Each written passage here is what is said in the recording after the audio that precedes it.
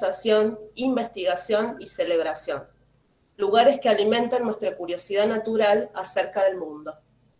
Nuestra labor más importante consiste en articular de una manera más integral el carácter y el tenor de los diálogos que podrían mantener las exposiciones de los museos con los visitantes. Bienvenidos, bienvenidas a Somos Híbridos, diálogos entre naturaleza y cultura. Mi nombre es Silvia Burgos, yo soy parte del equipo del área de educación del Museo de Antropología. Tenemos, varias compañeras aquí presentes también en la charla. Me gustaría que por ahí, aunque sean palabritas, se pudieran presentar. Así le damos la palabra a Fabiola Heredia, que es la directora del museo. Así nos da la bienvenida y pueda seguir sus actividades.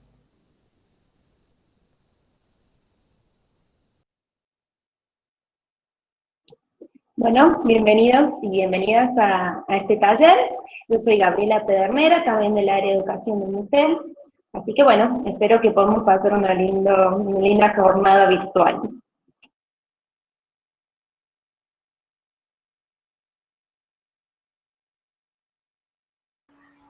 Bueno, no sé, yo soy Gisela Vargas, también del área de educación, y bueno, buenísimo, me encanta que seamos tantos aquí en esta reunión. Gracias.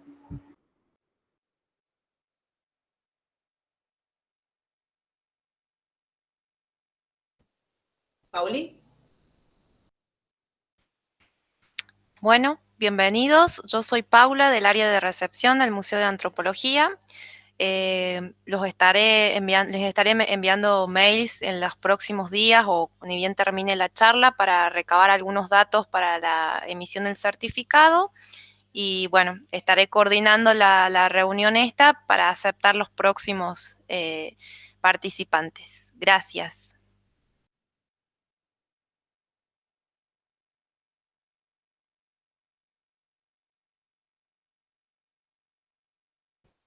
Fabi, Vero, ¿por ahí? Sí, quieren que siga yo, no sé cómo. ¿Sí? Bueno, hola a todos, a todas, a todes, los que están del otro lado, con cámara, sin cámara, en estos encuentros medios raros. Mi nombre es Verónica Lema, soy antropóloga y arqueóloga y trabajo en el Museo de Antropología de Córdoba desde hace un medio año más o menos, y estoy aquí en Córdoba desde hace poco más de 2 años y medio, investigando en la provincia de Jujuy principalmente y trabajando aquí en Córdoba. Ahora, claramente en mi casa, como todo el mundo.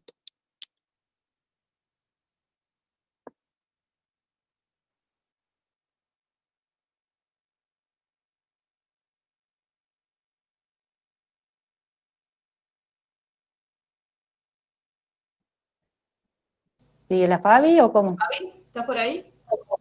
Acá estoy, recién me caí en la conexión. Acá estoy, perdón, disculpen, porque hay mucho viento, así que cuando hay viento acá, vivo en zona rural, se cae la conexión. Voy a sacar la cámara, así se escucha mejor. No sé si ahí se está escuchando, ¿sí? Bueno, bárbaro. Bueno, gracias y como decía recién Silvia, bienvenidas y bienvenidos. Es una actividad que estábamos esperando hace un tiempo ya, porque viene de la mano con estos personajes de la propuesta divergente, digamos, hace 2 años atrás, hace 3 años atrás, y que se dio continuidad a esta propuesta con nosotros divergentes, la propuesta educativa del museo, desde el año pasado para este año también, y que realmente creo que nos cuesta un montón pensar en que no van a estar estos personajes. Yo siempre que pienso eso me entristece porque realmente han sido personajes muy productivos, porque fue muy creativo pensar que estos conceptos de la antropología podían estar atravesados por personajes que todo el tiempo invitan a conocer al museo, cada uno desde su paradigma, desde su cosmovisión, así que estamos muy contentas de poder realizar esta actividad y bueno, agradecida en particular con las integrantes del área de educación. Acá están Silvia Burgos, Gabriela Pederneras, he visto que está ahí también Gisela Vargas, y en especial agradecerle a las 3 investigadoras que se comprometieron con darle contenido a 3 de los personajes para estos 2 años, Lucía Tamagnini, Carolina Álvarez Ávila, que vi que está también conectada, que es nuestra flamante secretaria de Ciencia y Técnica de la Facultad de Filosofía y Humanidades también en este momento, y bueno, en especial a Verónica Lema, que hoy inaugura este ciclo de charlas con uno de mis personajes favoritos, que es Híbrido, con esta charla de Somos Híbridos, diálogos entre la naturaleza y la cultura, que creo que son reflexiones siempre necesarias, y ni hablar en este contexto tan particular de pandemias, incendios, ¿no? Así que, bueno, con ese agradecimiento de la participación de todas las personas que han podido sumarse hoy en esta modalidad tan particular, pero creo que también tiene una posibilidad que muchas personas que viven lejos pueden compartir esta actividad, así que creo que es algo que nos deja la pandemia y que vamos a tener que después seguir implementando para otras actividades. Así que bueno, con ese agradecimiento le dejo la palabra, creo que sigue directamente Vero, y bueno, que sea una buena actividad y que sea provechosa para todos. Muchas gracias, Fabi. Bueno, un poco para dar inicio también a todas las actividades que tenemos previstas para este ratito que vamos a estar en la charla, quería contarles también cómo vamos a organizar el tiempo. En principio, pensar que este tipo de actividades que programamos para este segundo cuatrimestre o esta segunda mitad del año forma parte de un ciclo. Y la idea es que al tener el museo cerrado también y al no poder hacer las actividades que tenemos planificadas desde la propuesta educativa, encontremos en la virtualidad también, como decía la frase recién, un medio para poder encontrarnos y para poder entablar un vínculo, un diálogo, no solamente con los docentes o los educadores que nos visitan, sino también como multiplicadores hacia las aulas o los espacios educativos en donde trabajen. Entonces, en este sentido, no es solamente situarnos en el vínculo museo-escuela, sino también situarnos en el vínculo museo-comunidad. Y eso es importante aclararlo porque también los museos deben estar de alguna manera insertos y acompañando las realidades sociales que nos atraviesan. Y en ese sentido pensamos que la virtualidad puede ser también un momento de encuentro. En este caso vamos a trabajar o seguir trabajando en el segundo año de la propuesta educativa, como decía Fabiola, y la idea de este ciclo también es poder encontrar algún punto de encuentro con algunos de ustedes que quisieran seguir trabajando con nosotros posteriormente. Entonces, vamos a organizar el encuentro como en 2 o en 3 partes. Una primera parte más conceptual, donde Verónica nos va a compartir un poco acerca de quién es ella y qué es lo que hace en relación a este concepto de hibridez, que forma parte, su contenido como autora también de la propuesta educativa, y luego una parte más de taller en donde podamos escribir o de alguna manera ensayar algunas preguntas o formas que podamos tener para poder vincularnos con nuestros alumnos, estudiantes o compañeros. Un tercer momento lo dejaremos para después de la charla, en todos aquellos donde van a responder a los mails que enviará Paula con los certificados, una encuesta en donde vamos a preguntarles a las personas que quisieran seguir trabajando con nosotras de qué manera podríamos darle continuidad a la actividad. Todo esto que estoy citando, ya sea nosotros divergentes, la propuesta educativa, como las cartillas didácticas, están subidos a nuestras redes. Van a poder encontrarlas tanto en la página del Museo de Antropología FFIH-UNC, como así también al Facebook y al blog del área educativa. Entonces, todo lo que estamos citando no los vamos a ir como reiterando tantas veces porque nos gustaría que ahora podamos conversar un poco y posteriormente ustedes puedan hacer esas búsquedas también en nuestras plataformas. Ahí Gaby acaba de poner también el link para que ustedes puedan abrir el enlace y encontrarse con el espacio del museo, así también van viendo todos los contenidos que tenemos para ustedes, ya sean notas, ya sean cartillas didácticas, noticias de interés, todo lo que ustedes necesitan también para encontrarnos con el museo de otra manera. Bueno, damos comienzo entonces. Gaby, ¿querés seguir un ratito? Claro. Bueno, antes de pasar ya a lo conceptual, voy a tirar una primera, vamos a proponer una primera consigna, que no es nada más ni nada menos que buscar algo cercano a lo donde están ustedes sentadas o sentados, ¿sí? La idea es poder buscar un objeto, traerlo acá a la mesa, al escritorio, un objeto, un elemento, vayan viendo que hay alrededor de ustedes, que esté muy al alcance de la mano, que represente o manifieste lo que entiendan ustedes hasta el momento, lo primero que se le venga a la cabeza, la relación entre naturaleza y cultura.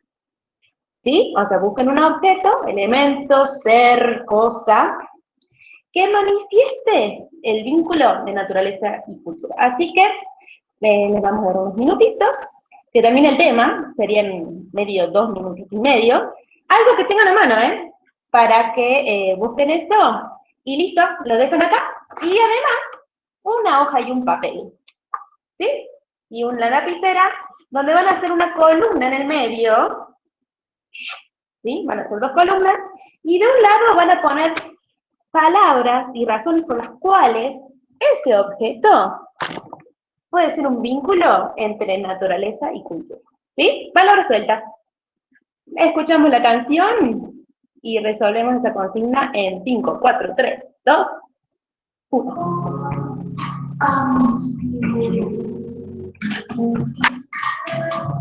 Palabras sueltas, ¿no?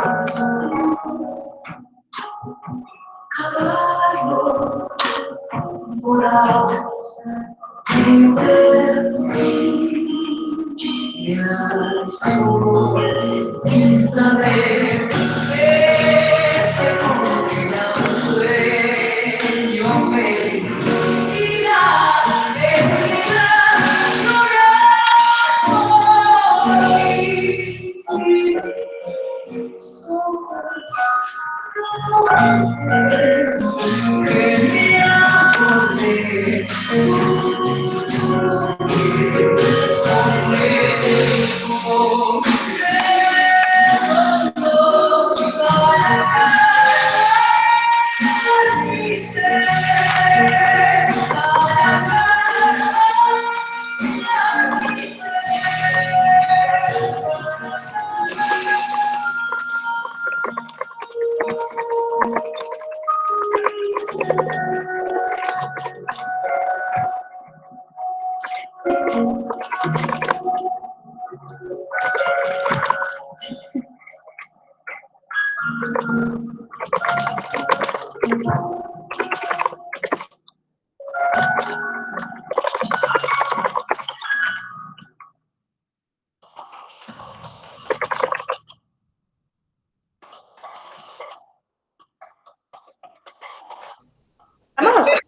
¿Vamos? ¿Difícil, fácil? Vamos a ver qué pasa. Bueno, ¿seguimos? Al objeto y estas palabritas de la columna que escribimos las vamos a dejar ahí y vamos a darle la bienvenida entonces a Verón Lema a que comience su charla.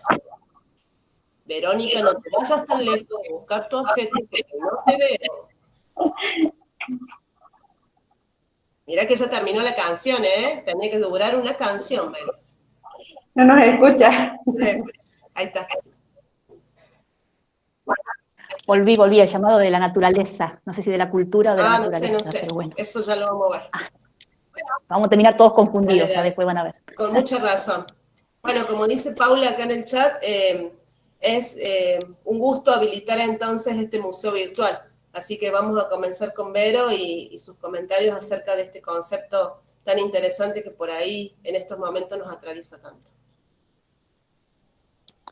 Bueno, muchas gracias por la invitación. Bueno, yo les advierto que de estos temas puedo hablar hasta las 3 de la mañana, así que vamos a procurar que eso no ocurra. Me ordené, me hice mis anotaciones, como la señora Susana Jiménez, ¿sí? Y, bueno, la idea un poco que hablábamos con las chicas era, sintéticamente, usar el concepto de híbrido o la palabra híbrido como compañero de viaje, ¿sí? Con cosas que formalmente se consideran híbridos y cosas donde la palabra híbrido o el concepto de híbrido sirvieron para pensar otras cosas, que no necesariamente se restringen a la palabra híbrido. No lo usemos como una definición, ¿sí? Busquemos ir más allá, decir, híbrido 2 puntos es esto, ¿sí? Eso existe, pero procuremos usarlo eso como un compañero de viaje. Yo empezaba con este cartelito de híbrido soy yo. ¿Por qué? Porque sucintamente, yo les dije al inicio que yo aquí en Córdoba vivo hace aproximadamente casi 3 años, pero yo soy oriunda del conurbano, de Quilmes. Si hay alguien de los lugares que voy a mencionar que levante la mano y brindamos con un mate.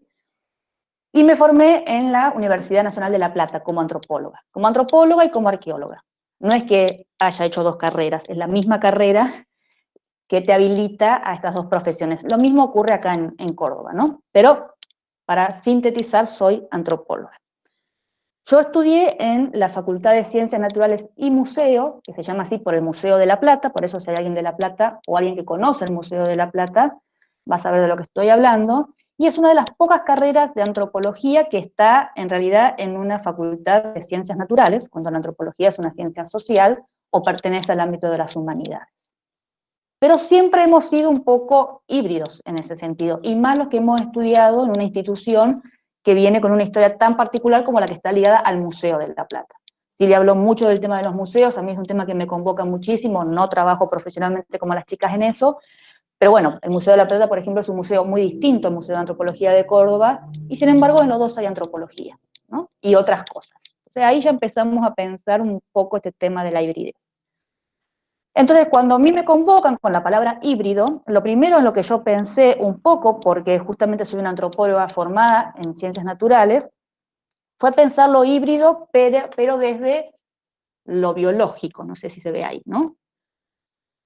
¿Qué es lo primero, no? Un híbrido, ¿qué es? Bueno, es una cruza entre 2 animales que genera un tercer animal diferente. Muchas veces el ejemplo que nos han dado en la escuela, ¿cuál es? La mula, que es un animal que de por sí no existe, salvo cuando se cruzan 2 animales hechos y derechos, como es el caso del burro y de la yegua. Pasa muchísimo en las plantas, los procesos de hibridación en las plantas es mucho más común que en los animales. No sé si aquí hay gente de ciencias naturales o profe de ciencias naturales, eso lo van a saber muy bien, es muy común. Y no es porque en lo otro parecería a veces que el híbrido es como una cosa medio un imposible, un animal que no se puede seguir reproduciendo por sus propios medios, ¿no? Incluso a veces toca lo monstruoso, toca lo raro, lo anormal. Sin embargo, en muchos procesos, esto de la hibridación da lo que se llama un vigor híbrido, ¿sí? La diversidad en los cruzamientos lo que hace es mejorar a las plantas y a los animales, etc. Eso un poquito, vamos a hacer un pantallazo desde, ¿no?, los conceptos más puros que vienen desde el ámbito de la biología. Muchas de las plantas domesticadas y de los animales domesticados también son híbridos, ¿no? El otro polo, podríamos decir, es el híbrido desde lo social, la otra gran pata, la otra gran parte de la división, ¿no? Y ahí lo primero que uno se le viene a la mente son los conceptos que también nos han enseñado en la escuela e incluso en la universidad, que comienza con conceptos como mestizaje, ¿no? Estas sociedades híbridas. Un concepto bastante en desuso, pero que sigue estando ahí presente, es el de crisol de razas, ¿no? Estas distintas razas, que también es un término que ya claramente no se usa. Esto lo van a ver un poquito más con los personajes que vienen, que son cultura e identidad, pero bueno, esto de que nos fundimos en una sola cosa, que por lo general es la nación, se ha contrapuesto a otros conceptos donde, por ejemplo, el de hibridez en ciencias sociales, tiro algunos autores nada más, por si hay alguien que le interesa, después me pregunta, por si no los conocen, fue García Canclini, uno de los primeros a hablar de hibridez social, y también se ha hablado en los últimos tiempos, por ejemplo, en estas cuestiones de colectivos sociales distintos, sociedades diferentes que se encuentran o que conviven desde la interculturalidad, el multiculturalismo, etc. Todos conceptos muy distintos, pero que tienen que ver un poco con esto de la diferencia, ¿no? Y no aplanar esa diferencia, no exterminar lo distinto, sino justamente sumarlo, combinarlo y potenciarlo en la convivencia, ¿no? Cohabitar con otros, pero siempre hablando de otros colectivos humanos, distintos sectores sociales, ¿sí? distintas agrupaciones, etc. Entonces, y esto es importante, porque es una primera idea que surge de estos dos grandes polos, es que primero hay una cosa, porque, a ver, ¿qué podríamos pensar que es lo contrario a híbrido? Lo puro, de pronto, raro. Bueno, lo puro, muy, muy, muy entre comillas, digamos, ¿no? Lo que no es híbrido, ¿no? Lo social, por ejemplo, lo puramente social y lo puramente biológico, ¿no? Por ejemplo, para hablar de puro en ese sentido, no con una connotación de bueno, ni de, no ponerle nada moral sobre esas palabras. Pero lo que me interesa que pensemos es que primero estaría lo puro, por ejemplo, la yegua y el burro, y después viene la mula, ¿sí? O que primero hay sociedades distintas, los españoles, los indígenas, y que después se encuentran, ¿sí? Y ahí vienen todos estos procesos que han recibido distintos nombres. Es decir, lo híbrido viene siempre después, ¿no? Y siempre incomoda, es un poco raro, incluso también veo que hay gente también que viene del ámbito, por ejemplo, de la literatura y de las artes, la mitología, los seres fantásticos, muchas veces son híbridos, tienen alas de halcón, ¿no? y pico de pato y piernas de perro, ¿no? Son como seres fantásticos y casi imposibles. Pero bueno, quedémonos entonces con estas dos ideas para pasar a las que nos convoca, que son estas relaciones que pasa cuando estos híbrido de lo biológico, el híbrido de lo social, se empieza a mezclar, nos interesan las relaciones naturaleza-cultura, ¿no? Que son justamente las que nos interesa hablar un poco más el día de hoy, ¿no? Esto que decía la Gaby, bueno, busquemos un objeto donde estas dos cosas, lo natural, volvemos a esto puro, lo cultural esté presente. Entonces, esto lo que ha llevado es, por ejemplo, a algunos autores, también los tiro así nada más para los que le interese, como Latour, a decir, bueno, en nuestras sociedades modernas, occidentales, etcétera, donde hay muchos colectivos sociales, lo que hablábamos antes de las relaciones sociales, no podemos negar que estamos totalmente ligados a aspectos que pensaríamos que son de otra esfera, naturales, por ejemplo, ¿no? En realidad somos parte de una red tan intrincada, ¿no? Tan relacionada, que es muy difícil separar dónde termina lo social y dónde empieza lo natural. Convivimos todo el tiempo con aspectos naturales, en lo que comemos, en lo que vestimos, en las cosas que usamos. Acá tengo papel, por ejemplo, que sabemos de dónde viene. Cuando nos ponemos a ver, no hay una forma de pensar lo social, salvo realizando realmente un corte, sin que esté embebido y articulado por lo natural. Incluso con cosas, ¿no?, que pensamos artificiales, nuestra vida no se puede desarrollar sin ellas, desde lo más personal hasta lo más social, ¿no?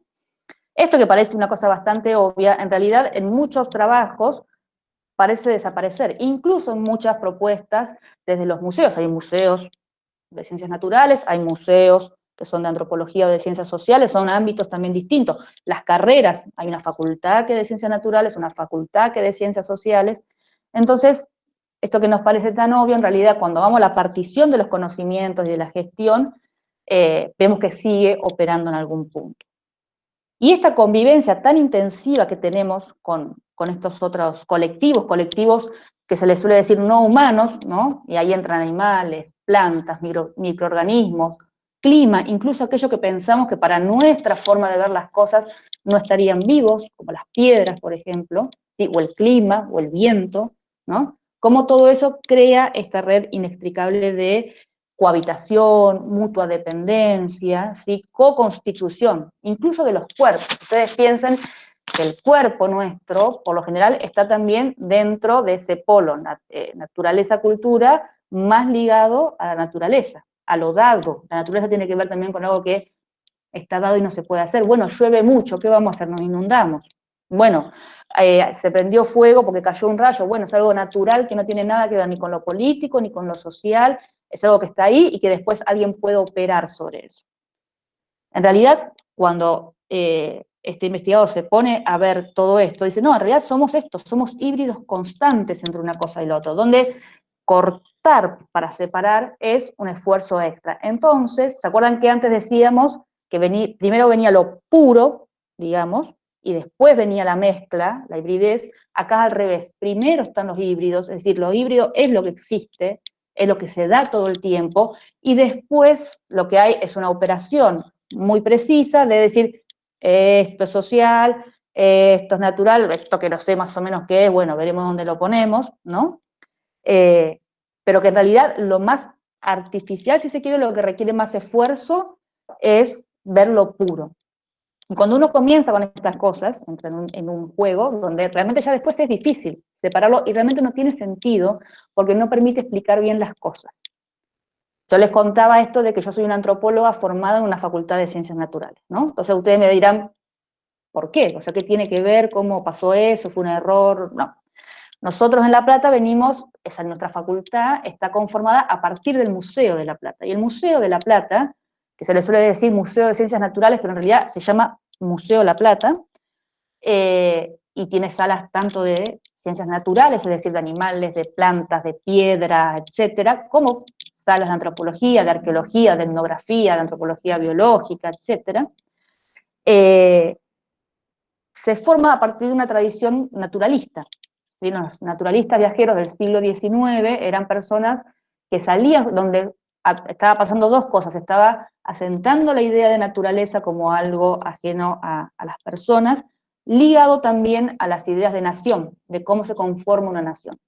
Y en eso hay una conquista sobre la naturaleza tal cual la solemos entender en un estado más bien puro, plantas, animales, límites territoriales, y al mismo tiempo sobre las comunidades originarias. Hay una serie ahora que se llama El Loco de los Huesos, que se da por Canal Encuentro, si no me equivoco, que es sobre la vida de Ameguino, que fue uno de los que conformó las primeras colecciones del Museo de La Plata. Ameguino tiene teorías tanto de la evolución de los dinosaurios y de la megafauna, como de los seres humanos, y fue uno de los fundadores de las primeras colecciones del Museo de La Plata. Entonces de ahí nosotros somos antropólogos que dialogamos y convivimos con biólogos, ¿no? Entonces, en un principio, estas separaciones de las carreras tenía que ver un poco también con eso. Bueno, no es lo mismo estudiar plantas y animales que personas. Por Dios, ¿no? Era una cosa terrible, ¿no? Considerar a las comunidades originarias como si fuesen animales, por ejemplo, ¿no? Era insultante y obviamente que era así. Pero ahora, cuando uno lo ve desde este otro lugar, en realidad el valor es decir, bueno, pero en realidad como antropólogos también tenemos que entender, porque si nos interesan las personas y las comunidades originarias consideran que los animales son personas con las que se dialoga, que el fuego es una persona con la que se dialoga, bueno, es parte de nuestro interés en las personas, ¿no? Entonces, cuando dejamos de imponer nuestras propias categorías de lo que es una persona y lo que no es una persona sobre los otros, ahí comenzamos también, ¿no?, a tambalear en nuestras certezas, lo cual es buenísimo. Entonces acá vamos a la otra parte de lo de naturaleza-cultura. Antes hablábamos desde nuestra sociedad, desde nuestros vínculos con nuestras ropas, con lo que comemos, con cómo nos formamos como profesionales, con lo que se da en las aulas, con las divisiones de las materias, naturaleza, sociedad, etc. El otro polo es el que nos convoca con las comunidades indígenas, con las comunidades originarias, donde ellos manejan una idea de naturaleza y cultura absolutamente distinta a la nuestra. No es que no existan esos términos, pero existen en modos totalmente distintos. Es lo que hablaba recién. Cosas que para nosotros son naturales y que, por ejemplo, no pueden hablar, como los animales o como las plantas, en estas sociedades sí tienen capacidad de comunicación, tienen capacidad de acción, tienen capacidad de afectar y de hacer al otro, ¿sí? Es otro modo de hacer mundo en realidad, porque nosotros muchas veces decimos, ay, qué lindo, mirá, es lo que cree la gente, qué pintoresco, ¿no? Qué bonito que piensen que el zorro fue en realidad una persona en un momento, o que el cerro habla, ¿no? Y a veces, y esto lo digo por los antropólogos, ¿no?, porque también es un mea culpa, tendemos como a folclorizar un poco eso, ¿no? Como que es bonito, está muy bonito, pero no es verdad. Vamos a decir la verdad, no es verdad. No es así, ¿no? Y ahí hay como una disparidad muy grande porque realmente nosotros o sea, realmente es otro mundo pensar y llevar a serio de que esas otras entidades tienen sentimientos y acción en el mundo y que son personas con las que se hace sociedad, como con cualquier ser humano en nuestros términos. Realmente parece fácil decirlo, pero cuando uno o lo investiga, o lo lee, o convive con eso, es todo un tema. Yo, cuando hablábamos con las chicas de esta reunión, pensaba también, por ejemplo, no sé si hay presente profesionales que trabajen con comunidades indígenas, escuelas rurales, o que sean ustedes mismos miembros de alguna comunidad originaria, o que tengan entre sus alumnos de cualquier nivel, primario, medio, universitario, gente miembro de las comunidades, porque a veces pasa eso. Yo cuando a veces he dado estas charlas en otros ámbitos, de pronto alguien dice, ay, sí, yo soy de una comunidad, y siempre me da un poco de cosa decir, porque bueno, es como, ay, contanos tu cuentito, qué lindo, y como que no es algo, ¿no?, que se lleve realmente a serio. Y llevar a serio es respetar, ni siquiera implica creer. Yo puedo no creer en eso, porque a veces se confunde, ¿no? Y el respeto, que parece algo tan sencillo, cuando es algo tan disruptivo para nosotros, realmente parece fácil y no lo es. Entonces, cuando decimos, bueno, el mundo moderno, nuestro mundo, versus el mundo, por ejemplo, de las comunidades originarias, las comunidades originarias pueden vivir perfectamente en nuestro mundo moderno. Ellas entienden nuestras divisiones de naturaleza y cultura. Ellas entienden perfectamente que para nosotros un cerro puede tener metales y que hay que volarlo en 1000 pedazos y explotarlo. O sea, eso lo entienden perfectamente y pueden negociar con eso. Al revés, que nosotros realmente creamos que el cerro tiene vida y que puede interactuar y que hay que darle de comer y que hay que alimentarlo para sostener la vida de él y nuestra vida, nos cuesta más, ¿no? Es como siempre dicen, las comunidades originarias, las comunidades indígenas tienen más de 500 años intentando entendernos a la fuerza, porque no les ha quedado otra. Entonces, esa asimetría hay que aceptarla, hay que entenderla, y a veces uno lo lee y dice, qué bonito, pero por ejemplo, a la hora de montar una muestra en un museo, a la hora de montar una clase, es como siempre difícil, ¿no? Por eso yo anécdotas y cosas que nos han pasado en el Museo de la Plata, porque justamente es un museo que combina, ¿no?, salas de ciencias naturales con salas de ciencias sociales, y cómo eso genera más problemas que soluciones. Bueno, después les puedo contar muchísimo, pero no porque nosotros, no por una decisión de los investigadores, porque bueno, ahora queremos empezar a darle voz, no, porque las mismas comunidades venían a golpearnos las puertas y a reclamarnos, ¿no? Y eso era lo más importante. Entonces, estas cuestiones entre naturaleza y cultura son realmente muy, muy difíciles cuando uno contrapone estos mundos, pero es más difícil para nosotros que para las comunidades, desde ya les digo, ¿no? Así que bueno, entonces me interesaba pensar un poco esto, pensar también que las divisiones naturaleza-cultura están también marcadas en los cuerpos, no olvidarse eso, los cuerpos biológicos, no el cuerpo social. El cuerpo es algo natural sobre el cual podemos poner una identidad, ¿no?, como algo que está desagregado en sí mismo.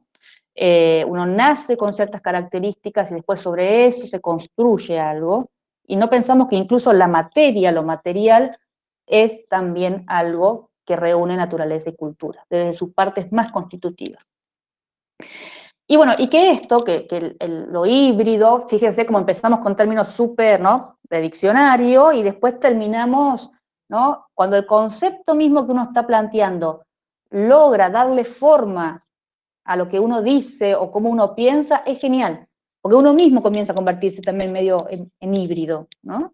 No es algo de lo que solamente habla, sino también es algo de lo que vive. Entonces, estas formas de ser y de sentir junto a otros, esta forma de estar todo el tiempo construyéndonos y dándonos cuenta cada vez más. Por suerte, por ejemplo, hablaba, creo que la Fabi al principio, de los conflictos ambientales, que es algo que nos atraviesa, y en este momento en la provincia de una forma terrible, bueno, y encima en el contexto de una pandemia causada por un virus, que ni siquiera, que está en el límite entre lo vivo y lo no vivo incluso, cómo no hablar de estos temas y darnos cuenta de la relevancia que tiene y de los distintos mundos que toca, ¿sí? Porque esto que yo les decía antes, de cómo es un mundo particular el de las comunidades originarias y que dialoga, pero es distinto al mismo tiempo que el nuestro, fíjese cómo todo esto, como por ejemplo los incendios, la pandemia, afecta de forma diferente. Entonces todo el tiempo estamos, ¿no?, creando el concepto, no definiéndolo, sino desplegándolo. Ah, mira, va para acá, hay que seguirlo, hay que cazarlo un poco, ¿no? Hay que esperarlo, hay que recibirlo, ¿no? Y darnos cuenta que, en realidad, en lugar de hacer el esfuerzo, que realmente es un esfuerzo de poner límites, esto va hasta acá y esto va hasta acá, lo más coherente y lo más fiel con lo que uno se puede encontrar cuando investiga temas, cuando educa sobre temas, cuando monta muestras y clases sobre estos temas, es abrir a las multiplicidades y al gran número de vínculos que se pueden estar generando, ¿sí? Así que bueno, voy a cerrar con esto acá para no irme por las ramas y bueno, ver si hay preguntas, comentarios, cosas que no quedaron claras, cosas para ampliar. A ver. Ahí hay un comentario, ¿lo lees, Leo? ¿Vero? El de comunidades indígenas, ese es el último que veo. Lo leo, dice, cuando se habla de Marisa Rodríguez, cuando se habla de comunidades indígenas originarias, ¿por qué la diferencia de términos? Hay concepciones, posturas que dicen no indígenas porque se supone un origen en indio. Hablo desde la ignorancia y siempre dudo al momento de usar estos términos, no sé cómo definirlas en realidad y qué término usar o no usar. Bueno, primero y principal, amo que la gente hable desde la ignorancia, que es el lugar desde el que todos hablamos. No importa el título, no importa siempre, ¿sí? Así que celebro, gracias por la pregunta. En realidad también tampoco es una pregunta cerrada. Por ejemplo, hay aspectos formales. Yo, por ejemplo, trabajo en una comunidad indígena, ellos se dicen incluso indios, ¿no? Cuando dicen, vienen los turistas, preguntan dónde están los indios, porque es una comunidad donde hay sitios arqueológicos, ¿no? Entonces hay un poco esta idea de que los indios se han muerto, y que en realidad los indios son los de antes. Entonces las abuelas de la comunidad dicen, preguntan dónde están los indios, acá hay una india, yo soy una india, dice, ¿no? Entonces a veces son términos que ellos mismos usan de autodescripción, obviamente son términos que se han usado de manera peyorativa, y, por ejemplo, esa misma comunidad oficialmente es comunidad aborigen. El título que tienen ellos de su personería jurídica, de cómo el Estado argentino las reconoce, que no siempre es la forma de autoascripción, es como comunidad aborigen. Yo uso tanto indígenas como aborígenes como originarias. Me parece mejor originaria, me gusta. No es tanto un término que yo, en las comunidades que yo trabajo, haya escuchado, no que ellos se digan originarios, por ejemplo, ¿no? Pero otras comunidades sí. Entonces volvemos a lo mismo, es celebrar la diversidad, ver en qué contexto se están usando, quién lo está usando, y sobre todo, que también es algo que te dice la gente de las comunidades, de quien yo siempre procuro aprender, es la intención con la que se dice. Porque incluso el término más políticamente correcto puede ser usado de formas que no tienen la mejor intención. Entonces, originario, indígena o aborigen, sí, me parece que son buenos términos. Sí hay, por ejemplo, toda una cuestión de la etimología. Aborigen quiere decir origen, sin origen, entonces por eso no se usa nada. Pero, por ejemplo, es el nombre que el Estado usa para reconocer a las comunidades originarias y que ellos ponen en los sellos que tienen de la comunidad, en las, ¿cómo se dice? Me sale pancarta, no es pancarta. Bueno, en los carteles que tienen de la comunidad aborigen, ¿no? Cuando uno entra a la comunidad, ¿no? Entonces, por eso, están los usos correctos, los políticamente correctos y los usos sociales de esos términos, tanto por las comunidades como por los académicos o por los educadores, por los medios de comunicación y por el público en general. Pero perfecta la pregunta. Supongo que después, ¿qué es lo que seguía, chicas? ¿Venía cultura después de híbrido? Ahora, después de híbrido, en la siguiente charla vamos a estar con Carolina Álvarez, que vamos a abordar el término, concepto, personaje de la identidad. Y después vamos a estar con Lucía Tamanini, que vamos a cerrar con el concepto de cultural o cultura, vinculado con octubre, que es el mes de la diversidad. Pero un poco que lo charlábamos entre todas cuando armábamos este ciclo, ¿no? Y pensando en la propuesta educativa o lo que significa la experiencia misma de visita en el museo, nosotros acá estamos como de alguna manera diferenciando los tres términos, pero muchas veces los tres términos están juntos. Entonces, es muy difícil también hablar de procesos de hibridación sin hablar de identidades o de construcción de identidades y sin hablar de cultura. Entonces, en algún sentido, también para poder entrar o entender los términos, teníamos como esta necesidad también de desglosarlos un poquito para volver a armarlos. Estamos como en un constante ida y vuelta de reconstruir y construir el término. Tal vez en una visita guiada o un encuentro en el museo esto se da de manera más laxa o de manera más natural, pensando en esto no, pero tal vez esto de la virtualidad nos lleve también a aprovecharlo y ahora en un espacio como este estamos teniendo una diversidad de participantes en los cuales, como decía Renata recién en el chat, podemos hablar de qué sería la naturaleza para la filosofía, o como dice Sebastián, todo el tema de particular que nos está tocando acerca de los incendios, este tema del virus, ¿no? Como para pensar también en cómo estos términos nos atraviesan y de alguna manera cómo los vinculamos con nuestra realidad cotidiana o nuestra realidad que vivimos en un aquí y ahora.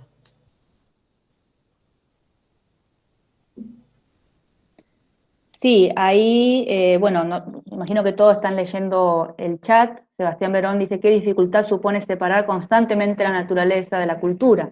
Lo pensaba por los incendios, justamente, y particularmente el virus que se ha expandido de una manera increíble. ¿No será una consecuencia de ese intento de separación que es prácticamente imposible? Sí, no solamente de esa separación, porque como les decía, digamos, la naturaleza, en esa separación moderna y occidental, esa parte objeto de conquista. Es algo ahí, es una tradición judío-cristiana también, ¿no? Es algo ahí que se fue dado al hombre en particular, pero bueno, vamos a decir a los seres humanos para que lo tomen y lo usen, digamos, ¿no? Esa mirada, la mirada de un recurso, de un recurso que está a disposición, así como los cuerpos, como han sido lo que hoy se considera personas, pero que en su momento no, como ocurría, por ejemplo, con los propios indígenas americanos y con pueblos originarios de muchas otras partes del mundo, ¿no? Hasta que no se sabía si eran humanos o no, porque pasaba eso, ya estos son animales, son humanos, ¿qué son? Lo ponemos del lado de los que pueden explotar o de los que son explotados, digamos, ¿no? Entonces, eso también es importante. Por eso, cuando yo decía, no es que haya comunidades que por ahí no reconozcan naturaleza, ellos incluso pueden hablar de naturaleza, pensamos que estamos hablando de lo mismo, porque mucha gente puede decir, bueno, pero las comunidades originarias también hablan de naturaleza, hay que proteger la naturaleza, ¿no? Obviamente, por eso les decía, ellos pueden usar esos términos y los entienden perfectamente. Ahora, ojo, porque por ahí pensamos que estamos hablando de lo mismo cuando decimos naturaleza y no. Y eso es muy común, sobre todo con comunidades que hablan supuestamente nuestro mismo idioma, ¿no? Que hablan castellano. Entonces, bueno, hablan de naturaleza, ya sé lo que significa. Ojo, que por ahí no, por ahí es otro híbrido diferente. Otra cosa de la separación es que justamente la naturaleza es algo que actúa sola, que es apolítica, que no se puede hacer nada, como le decía antes, y bueno, también, así como estamos con los incendios, hemos estado con las inundaciones, ¿no? Y bueno, llueve mucho, ¿qué se le va a hacer? No es culpa de nadie. Bueno, pero todos sabemos, vengamos de las ciencias que vengamos, que también están estas relaciones donde la cantidad, los milímetros que llueven tiene que ver con un suelo receptor. Si el suelo ha sido totalmente trabajado, erodado y solo ha quedado una capa de arcilla que lo vuelve impermeable, obviamente que la cantidad de milímetros que llueva va a ser distinto el impacto que tiene o no. Entonces es una relación supuestamente natural, lluvia, suelo, pero ese suelo en realidad es una construcción que tiene que ver con la acción que se ha hecho sobre el mismo, y cuando uno comienza, ¿no?, a ver, decir, bueno, pero esto se termina articulando con esto otro, y bla, ¿no? El virus y la relación que tiene con nosotros como portadores, ¿no? Con los conceptos que se han puesto sobre el mismo, que vacuna sí, que vacuna no, su propia existencia se pone en duda, digamos, ¿no? Las formas de manejarlo, la forma en que nos afecta. Las comunidades originarias tienen también otra idea completamente distinta de cómo es esta relación con el virus.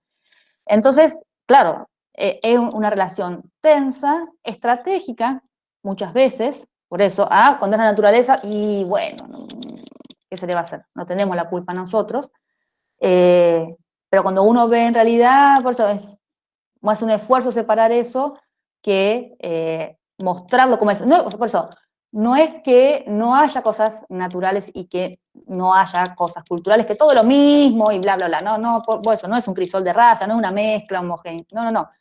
Están esas cosas, pero tan entrelazadas, tan inextricablemente unidas, separarlas es como sacarse un pedazo de cara, digamos, cortar por donde no hay troquel, ¿no?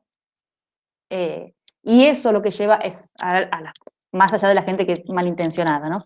Pero incluso en la gente bien intencionada, eso puede llevar a muchos problemas, incluso en proyectos de conservación, en conservación de bosque nativo, etcétera, digamos, ¿no? Y ni hablar cuando esos proyectos de conservación se dan en territorios de comunidades indígenas. Entonces, ¿no? Siempre por eso en el papel es más bonito, pero cuando uno lo lleva a algo concreto, a una acción concreta, como les decía yo, desde, por ejemplo, un plan de gestión, un plan de manejo de un espacio ambiental, de un espacio socioambiental, o el montaje de una muestra en un museo, o el armado de una clase, es más difícil que tomar muchas decisiones. Estamos muy acostumbrados a pensar en términos de definiciones. Yo me acuerdo cuando cursaba antropología, la primera materia de antropología que yo tenía, ustedes imaginen que yo cursaba materias de ciencias naturales, zoología, botánica, geología, entonces ibas a botánica, listo, la flor tiene un cabo, los pétalos, ¿no? El pistilo, perfecto. Ibas a la de zoología, el bicho tiene 4 patas, 2 antenas, genial. Ibas a geología, hay rocas sedimentarias, rocas ígneas, perfecto. Ibas a antropología y era ¿qué? Bueno, porque depende el autor de cómo se mide, bla, bla, bla, bla. Y cursábamos con chicos de tercer año de biología, y en un momento me acuerdo que un compañero de biología levanta la mano y me dice, profesor, por favor, o sea, vamos 3 meses de clase y todavía no definió lo que es cultura, que va a venir también acá. Porque claro, había tantas posibilidades de ver el término que era como una psicosis, ¿no? Como dice ahora. Entonces también son los hábitos en que nosotros aprendemos y enseñamos, ¿no? O sea, no es muy cómodo. Para mí también me hubiese sido mucho más liviano que el profesor me hubiese dado, no sé, 2 definiciones de cultura, me tomaba eso en el parcial, listo, mi casa tranquila, ¿no? Cuando la cosa es más difusa, ¿no? Híbrido también invita a lo difuso, parece lindo, pero llega un punto que es difícil sostenerlo, cuando las cosas pueden ser más de una cosa al mismo tiempo. Por eso tendemos, ¿no?, a recaer en las definiciones y en los compartimentos, sobre todo cuando hay que tomar decisiones. Decir, bueno, che, hay que tomar una decisión, no sé, con el tema de los incendios, con cosas urgentes, no podemos estar, ¿no?, divagando en esto, que no es un divague, es intentar aproximar, ¿sí?, un pulpo enjabonado, digamos, ¿no? Una cosa que es muy difícil de meter adentro de una caja, que es lo que nos tranquiliza conceptualmente, los que nos permite movernos en este mundo. Ah, ya sé lo que es un pulpo en una caja, perfecto, ¿no? Lo otro es incómodo, sí, interesante en un principio, pero después, ¿no? Ya les digo, acá hay mucha gente del ámbito de la educación y a mí me pasó como alumna, decir, ay, Dios mío, esto es una locura, no hay una sola definición, puede ser de una forma, puede ser de la otra, y yo que estudio esta carrera me voy a volver loca, digamos, ¿no? Y ahí estaban mis compañeros de biología, que son los con los que después uno se sienta, ya recibido, ya señores, ya gente grande, a armar proyectos de conservación, ¿no? Entonces, desde lo anecdótico, digamos, después pasa esto, son diálogos difíciles, digamos. Y los diálogos de este tipo no se tienen que dar cuando las papas queman, hablando casi literalmente, sino mucho antes, ¿no? Por eso yo le decía, esto que las disciplinas han separado, los que hacen social por un lado y los que hacen biología, naturaleza por el otro, en realidad, cuando justamente las papas queman, cuando tenemos todos estos problemas ambientales, la falta previa de diálogo entre estos ámbitos es lo que nos hace sentarnos en una mesa y ni siquiera ponernos de acuerdo en los términos o en los modos de abordaje. Entonces, mi recomendación es no esperar hasta ese último momento y tener este ejercicio de diálogo que, por ejemplo, estamos teniendo ahora, que celebro, digamos, ¿no? Y lo que decíamos, bueno, de pronto, si bueno, yo hago ciencias sociales o vengo de un ámbito totalmente social, bueno, podés hacer una actividad en un museo de ciencias naturales y ver qué pasa, ¿no? Y viceversa. Por ahí esto último que planteabas, Vero, tiene que ver con lo que estaban poniendo Renata y Claudia en el chat, porque de alguna manera lo que intentamos también con este tipo de experiencias es ver de qué manera podemos restablecer estos vínculos o generar que no existan tantas diferencias, por ejemplo, en la enseñanza en las infancias. Porque tal vez ustedes después pueden encontrar todo esto de que estamos hablando en las cartillas didácticas que están en la página, de cómo abordar también en ejemplos algunas actividades de esta índole, naturaleza, cultura, para el nivel inicial, para primaria o para nivel medio. Pero también es interesante pensar en cómo habitualmente nosotros construimos o deconstruimos esas diferencias, o hacia quién estamos planteando las diferencias. Me encanta esto de citar a Bertolt Brecht, con no aceptar lo habitual como cosa natural, porque en tiempos de desorden, de confusión organizada y humanidad deshumanizada, nada debe parecer natural. Nada debe parecer imposible de cambiar. Incluso, perdón, ustedes fíjense que en esa misma frase, nada debe parecer natural, nada debe parecer imposible de cambiar, justamente ahí lo natural es lo que parecería que es así, es dado, ¿sí? Y que uno lo puede cambiar, ¿no? Y no al revés. Entonces, también es eso, digamos, ¿no? Lo natural como, no solamente los elementos de la naturaleza, animales, plantas, bla, bla, bla, sino naturalizar un término, por ejemplo, ¿no? Ah, es algo naturalizado, ¿no? Es algo dado, la naturaleza como algo dado, como algo que ya está ahí, como algo que a lo sumo se la impacta o se la sostiene, digamos, ¿no? Y no que está totalmente unida con nuestras acciones y con nuestros cuerpos, ¿no? Pero bueno, es una notita al pie. También pensar lo social como naturalizado, ¿no? En este término. Al revés, claro. Después vamos a verlo con el personaje de identidad, pero identidades sin etiquetas, digamos. O sea, desde el inicio pensar que algo social no va a cambiar y que ya está naturalmente dado así, aunque sea social, también es un buen ejercicio para pensar el ida y vuelta o este diálogo entre qué termina siendo naturaleza y qué termina siendo cultura. Cuando los límites son bastante finitos o bastante ilegibles. Sí, incluso ahí había una... Renata preguntaba de qué manera te parece que podemos restablecer el vínculo como ciudadanos o como docentes. También más arriba Andrea hablaba, ¿no? de esto de los tibios como un punto de partida, una apertura, ¿no? Yo creo que justamente es esto, empezar justamente a desnaturalizar, miren, se dan cuenta como los mismos términos realmente están presentes, ¿no?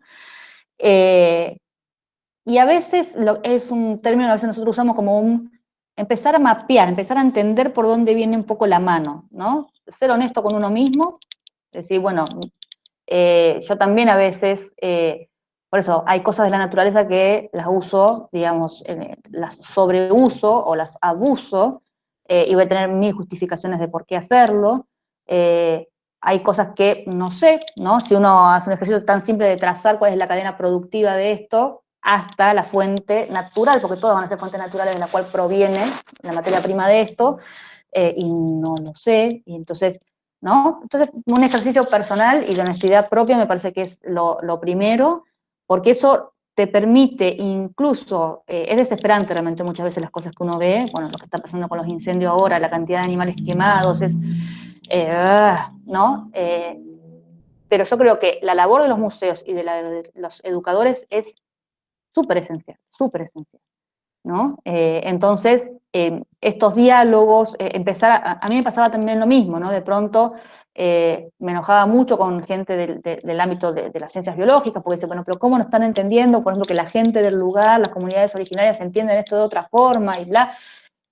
Y entonces, digamos, nosotros le decíamos una cosa a la gente de las comunidades, no, ustedes tienen que conservar esto, ¿no? Sus plantas tradicionales. Yo trabajo con relaciones con las personas con las plantas, sus cultivos tradicionales que son tan importantes, que bla, que bla, que bla.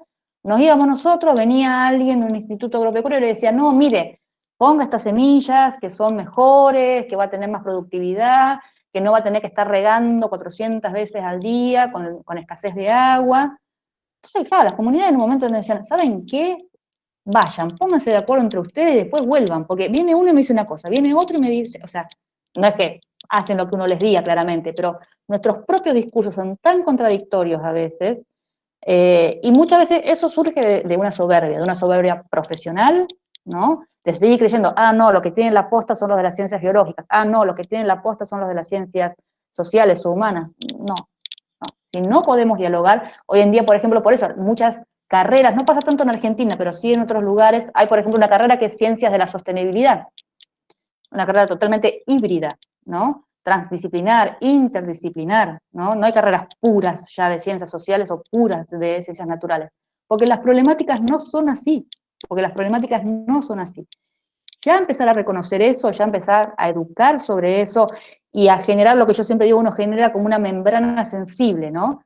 Porque antes eso uno lo ve constantemente y pasaba de largo, como bueno, y de pronto uno plum, genera como una membrana que cuando eso pasa, lo ves o lo sentís, ¿no? Te sensibilizás ante eso, como persona primero y después como profesional, como educador, como docente, etcétera. Que a veces esa diferencia es muy sutil, digamos.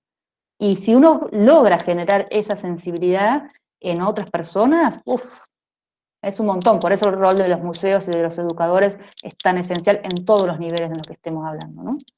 Ya eso es un montón.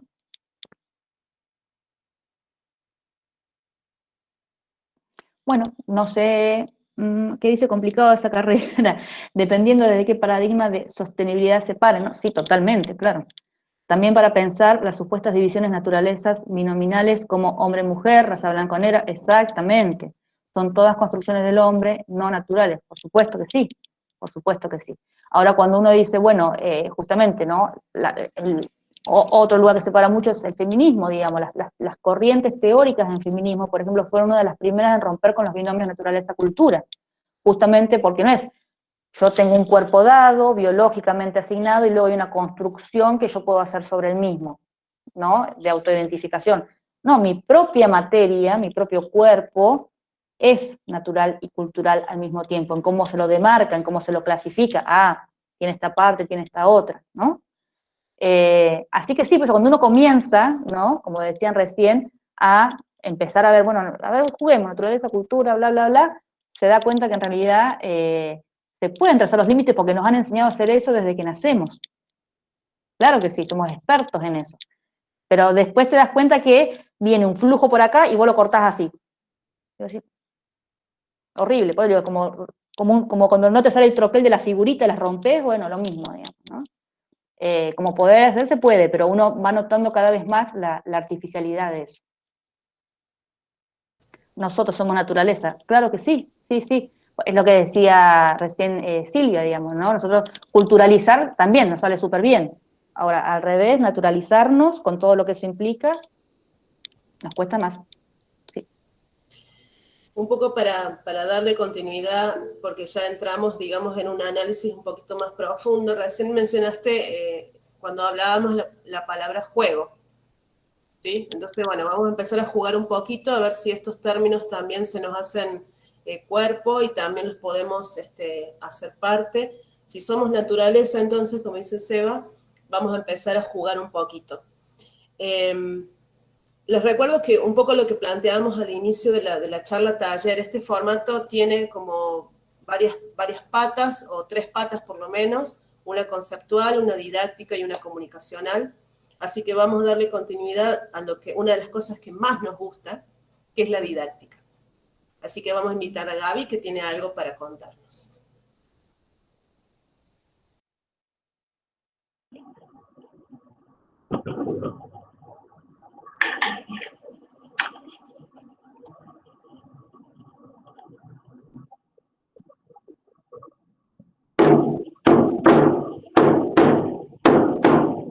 Aguacero pasajero, vete para las sierritas.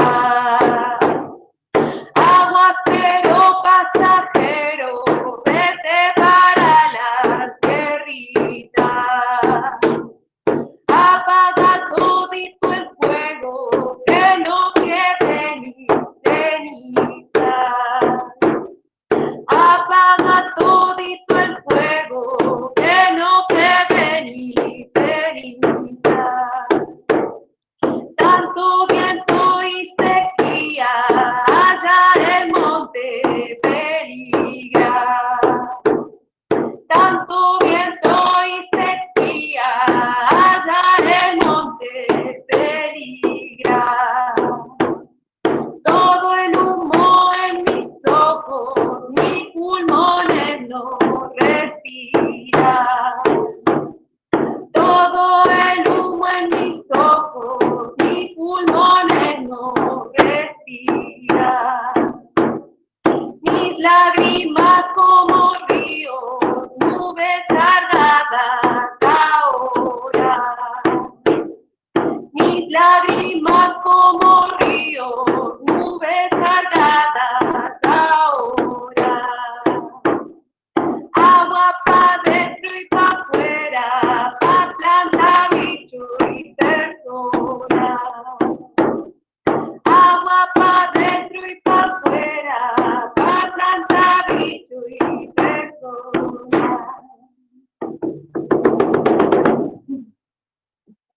Ahí esos aplausos mudos.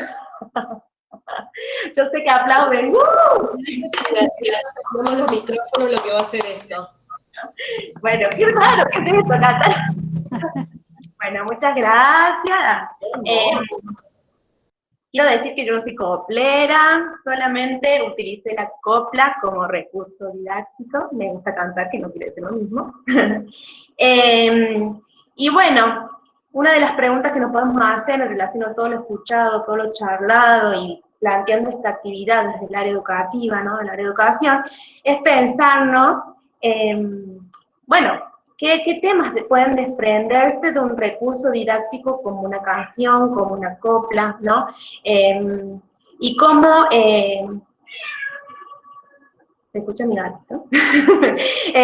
¿Cómo se puede abordar un mismo elemento, un mismo ejercicio, de diferentes enfoques y también de una mirada híbrida, ¿no? Desde la ciencia natural, las ciencias sociales, de diferentes disciplinas, tanto en el museo como afuera, en una institución, como en la escuela. Es una forma que buscamos como para dar pie a esta segunda parte más didáctica. Chía, va. Me escucha hablar y empieza a llamarme. Entonces, un poco es la actividad de pensar ahora, nosotros ponernos este ejercicio también, de pensar cómo que elaborar materiales didácticos, materiales educativos, para abordar a diferentes personas, ¿no? Con sus hibrideces y con sus diversidades. Entonces vamos a recuperar un poco el objeto que les hice buscar al principio. No sé si lo tienen ahí aún. Porque también lo vamos a transformar en un material educativo. Después de todo lo escuchado, seguramente esa segunda columna ahora va a ser otras palabras, ¿no? Así que la invitación es volver a ese objeto y transformarlo en un dispositivo que no fue pensado para pensar con estudiantes o con públicos, ¿no? Sino que ahora lo vamos a empezar a pensar cómo podría ser utilizado ese objeto que elegimos como material educativo y qué temas se podrían abordar, ¿no? Así que bueno, me invito a completar la segunda columna del objeto. ¿Lo tienen ahí? A ver, muéstrenlo.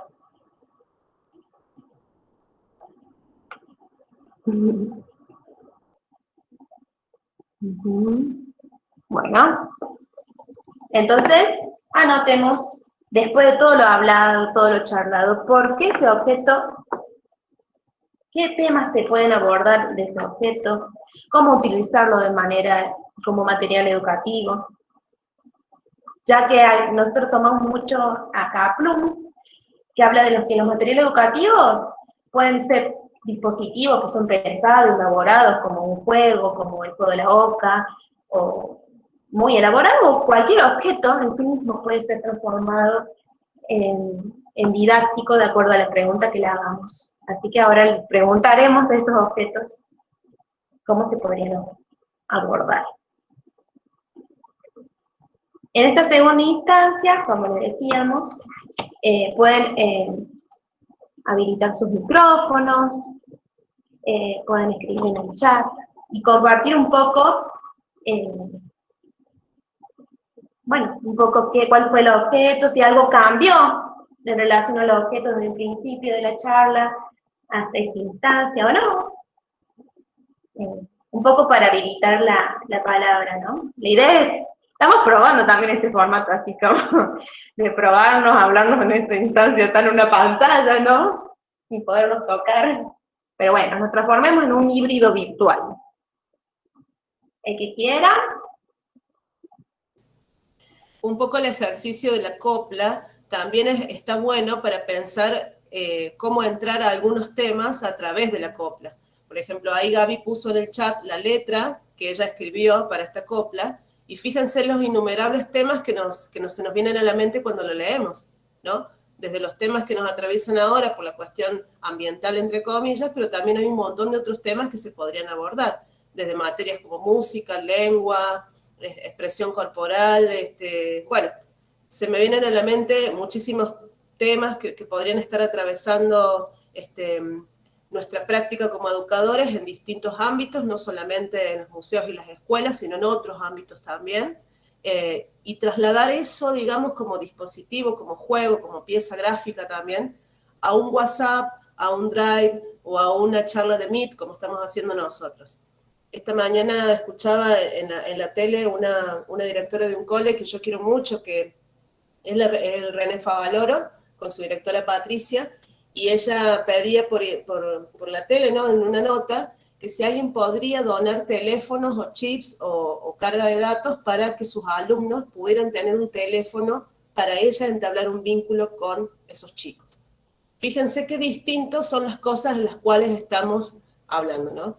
Hay chicos en nuestro sistema educativo, hay maestras, hay docentes, hay padres, hay tíos, abuelas, hermanos, un montón de gente que ni siquiera tiene un dispositivo para conectarse, comunicarse o saber cómo está el otro, ¿no? Entonces, creo que también este tipo de posibilidades que nos brinda también las redes nos llevan a pensar mecanismos mucho más amigables para conectarnos con otros. Tal vez una clase un niño no lo puede ver, pero tal vez si la seño, si la maestra le canta una copla, seguramente va a ser mucho más recordable ese momento que otra cosa. ¿Sí? Así que digo una copla porque me emociona escucharle a la Gaby cantar, pero puede ser un cuento, puede ser una foto, puede ser el maullido de la gata cuando una habla, digamos, pueden ser esas cosas, ¿no? Creo que el mundo de los museos nos ha enseñado que lo más importante para vincularnos con el otro siempre tiene que ver con lo evocativo y con los sentidos. Así que aprovechemos también los sentidos más allá de las pantallas para poder generar mundos posibles. Imagínense si nuestras casas también fueran un museo. No estamos ahora en el Museo de Antropología, pero estamos en nuestra casa y ahora traemos un objeto que es representativo para nosotros. Y que con este objeto que yo conozco y sé su historia, puedo empezar a elaborar un vínculo con un otro. Entonces, en ese sentido, como dice Gaby, las invitamos a compartir lo que les pasó con esto de elegir un objeto y con elegir esto de palabras para poner en una columna y palabras para poner en otra. ¿Sí? Así que bueno, quien quiera contarnos un poco, quiera escribir en el chat, si quiere también, puede hacerlo. Contá el tuyo, Silvia. Bueno, si quieren yo cuento, yo no tengo drama, yo hablo. Mi repisa, mis cosas del libro tienen un montón de cositas así, souvenirs de recuerdos, ¿no? Y cuando pensé esto de naturaleza cultura, se me vino a la cabeza esto, que es un adornito chiquitito, que es una vasijita de cerámica que tiene pegadas todas semillitas de verdad, de maíz, de distintos maíces, y todas laqueadas. Y acá dice, no sé si alcanzan a ver, dice recuerdo de Salta. ¿Sí? Entonces, a mí me trae esto totalmente las dos palabras, ¿no? Por un lado, esto de pensar en semillas reales, porque estas son semillas reales, es una vasija real hecha de barro, pero también me hace acordar a la persona que me lo regaló, y también me hace acordar a todo eso que guarda este objeto como souvenir de la persona que lo eligió para mí, ¿sí? En un viaje, por ejemplo, porque yo no, una vez habré ido a Salta, pero la persona que me lo trajo de Salta lo eligió pensando que este pedacito o este souvenir podría representar eso también. Y después después de escuchar a Vero y escuchar un montón de cosas que fueron transitando hoy, pensaba cómo este objeto nos puede llegar a hablar, no sé, desde soberanía alimentaria hasta el proceso de una semilla, hasta de cómo se hace una vasija, y lo más importante de todo, qué es una receta, ¿no? Y cómo las comidas son una manera identitaria de querer y contarle al otro acerca de uno mismo. Si quieren puedo seguir hablando un montón de ideas más que se me ocurren, pero la idea es que, como soy educadora, se me ocurren un montón de cosas, pero la idea es pasar la palabra y que otra siga.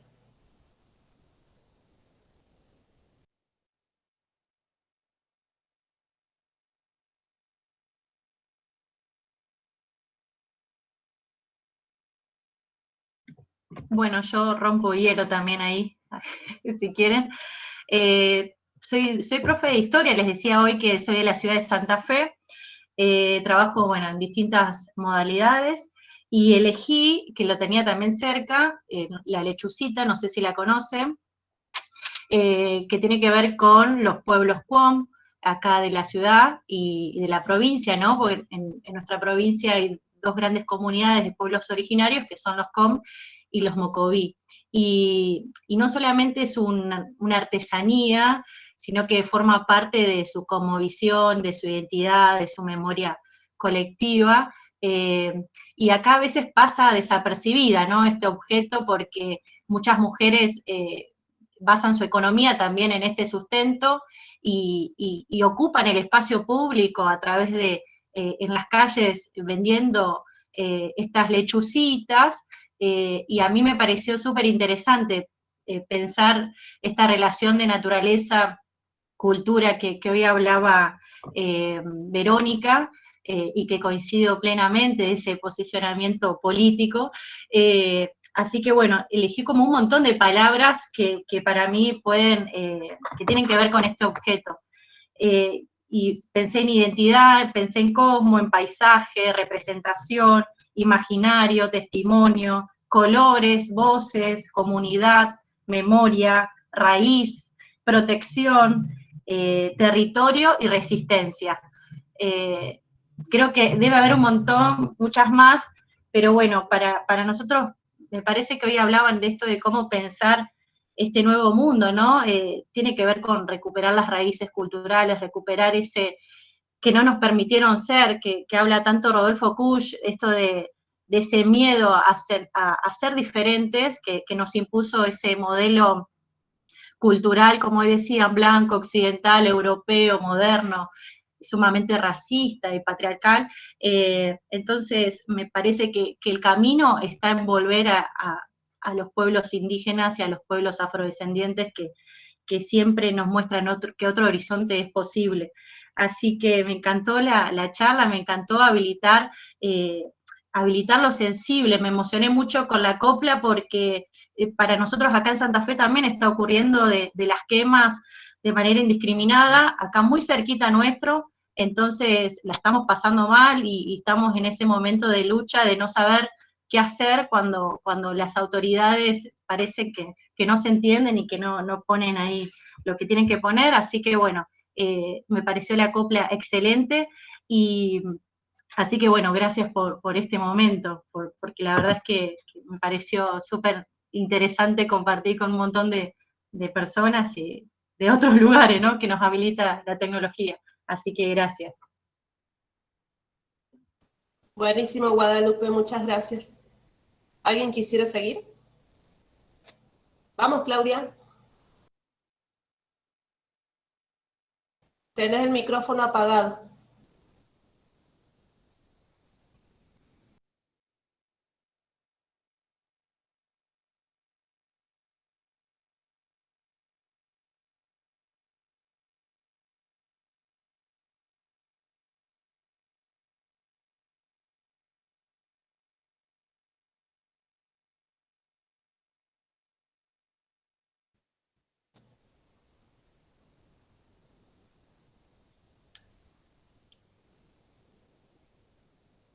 Claudia, ¿me escuchás? Deberías tocar el cursor de tu pantalla para que te aparezca la barra inferior con el icono del micrófono. ¿Vos me estás hablando a mí? Yo me llamo Claudia Amaro. A Claudia Madalena, que es la persona que quiere continuar bien, con bien. su exposición. Sí, sí.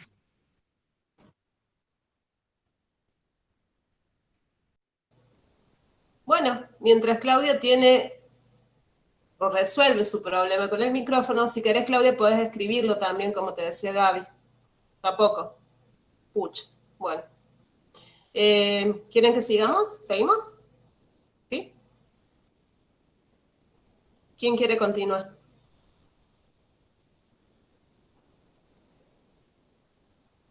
A ver quién se anima a continuar.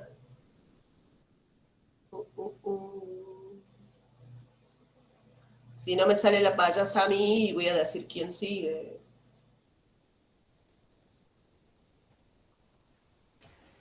Bueno. Vamos, que es un juego, Sí, vamos. está muy bien. A ver, Vanessa Rivero. Bueno, Dale, dale. Yo lo que tenía más cerca es un llavero hecho con una piedra de pirita. Lo obtuve en Tras la Sierra y la palabra que se me viene también, las palabras que se me vienen fueron, bueno, el brillo, la tierra, el mineral, lo ancestral, el contenido ancestral que tiene esto, la energía, la potencia que tiene esta simple piedrita dentro suyo y que es capaz de transmitir tanto y que uno lo asocia con por ahí amuletos o con cuestiones que uno quiere tener para uno cerca y que están no en lo inmediato, sino que es un pedacito quizás de la montaña que yo tengo conmigo todos los días y acá en la ciudad lo puedo ver y tocar y sentir diariamente, ¿no? Y la relación, esa necesidad de mantener un contacto, una relación con lo natural y con la montaña que hoy nos está doliendo tanto. La montaña que nos provee de tanto y de tantas maravillas, así como esta pequeña piedrita de pirita que tiene un brillo y una maravilla natural, que no es algo que yo lo considero, porque siempre a las piedras se lo considera como algo no vivo, y a mí me parece algo que contrariamente tiene tanta vida, tanta historia y tanto contenido adentro, que bueno, que es eso, que lo asocio a mi contacto diario con lo natural, con la montaña. Eso. No. Bueno, ahí pude, se me había trabado el teclado. Perdón. ¿Sigo? Sí, gracias Vanessa. ¿Querés seguir, Claudia, entonces? Dale. Y capaz que después me tengo que ir. En realidad, como estoy en un escritorio, tengo también muchas cosas, pero lo primero que vi, porque yo cumplí con la consigna de Gabriela, fue lo primero que vi. Después vi otras cosas más significativas para este momento. Pero lo primero que agarré fue este lápiz, que es un lápiz un poco particular, porque tiene arriba un barrilete. Y me gustó, digamos, como objeto, por lo que implica el lápiz, digamos, como lo relaciono con los orígenes que dejan huellas, digo, en estas palabras sueltas que fui anotando, pensé en esto, en orígenes, en raíces, en huellas, como mi compañera santafesina. Yo también soy santafesina, Guadalupe, soy rosarina. Pensé en la palabra también comunicación, pensé en la palabra expresión, pensé en la palabra creatividad y en transformaciones, en tanto reescribir, digamos, la historia. Pensé en el lápiz porque en esta relación naturaleza-cultura, porque bueno, en los orígenes dejaba huellas con lo que encontraba el hombre, el Homo sapiens en la naturaleza. Bueno, ustedes saben más que yo, que están en el área, yo soy psicopedagoga, y vengo del área de la educación y la salud. Ustedes, no me voy a meter en áreas que no sé tanto como ustedes, pero bueno, se escribía y se dejaba huellas con lo que se encontraba de la naturaleza. Los lápices también, digamos, tienen una mezcla de lo natural y lo no natural, en tanto se utiliza el grafito que sale de la tierra, la arcilla, si se quiere que sea más duro, la mina del lápiz, digamos, y tiene una envoltura que a veces también viene de la naturaleza, como la madera, o estas envolturas como el metal, que también viene de la tierra, o el plástico, digamos, que ya no es tan natural. Y envolturas también en tanto lo relaciono con lo que nosotros que venimos del área PSI, también hace a los orígenes, ¿no? Porque necesitamos de estas envolturas para poder ser sujetos, digamos, de derecho, de participación, junto con otros, porque si estaríamos sin estas envolturas, tanto psíquicas como físicas, sin una piel que nos proteja, bueno, pasa lo que pasa ahora también, que nos tiene tan sensibilizados, que el fuego arrasa, digo, el fuego como metáfora, arrasa con lo que está desprotegido, digamos, ¿no? Y bueno, y en tanto también implica todo lo que tiene que ver con la naturaleza y la cultura, comunicación, expresión, creatividad y transformación. ¿Cómo lo usaría o lo pensaría como un recurso, dispositivo educativo? Y se me ocurren 10.000 ideas, porque podemos pensar los orígenes de los objetos desde los espacios museísticos en esta relación museos-comunidad, y vaya si podemos pensar que cada objeto tiene una historia, ¿no? Entonces se me ocurre que se puedan trabajar un montón de dispositivos con los visitantes, con los participantes, de diferentes maneras, y también haciendo que se investiguen y se conozcan diferentes tipos de, en este caso, de lápices y de orígenes de los lápices y de lo que generó la escritura, el origen de la escritura en definitiva, y cómo tenemos que seguir reescribiendo la historia. Por ahora, nada más. Cuando Muy mencionaste bueno. lo del lápiz, me quedé yo pensando también en el barrilete, de no remontarlo yo, pero sí verlo en el cielo, o de ver los chicos corriendo con sus barriletes en el río.